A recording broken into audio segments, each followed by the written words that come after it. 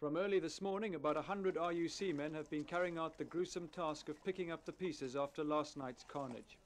6 of the soldiers died in the first explosion when a bomb in a lorry loaded with straw was detonated by remote control as they drove past. They were in a 4-ton military lorry travelling towards Newry on the dual carriageway from Warrenpoint. 5 of their colleagues were injured, 2 of them very seriously. The second explosion followed about 20 minutes later. This time the bomb had been hidden in a gate lodge opposite Narrowwater Castle, a couple of 100 yards down the road. The building, a solid granite structure, was completely destroyed, leaving only a crater by the roadside. 12 soldiers died in this blast, and some of the bodies were thrown into Carlingford Loch. Huge boulders were blown across the road and into fields. Among the casualties were reinforcements sent in after the first explosion.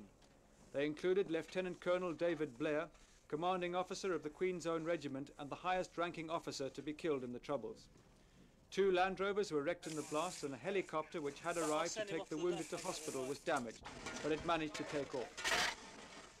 Last night's death toll was the worst suffered by the British Army in any single incident in the 10 years they've been here.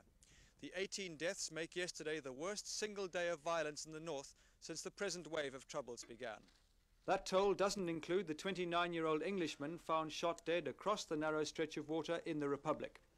The British Army say that soldiers fired across the loch when they came under gunfire shortly after the second explosion.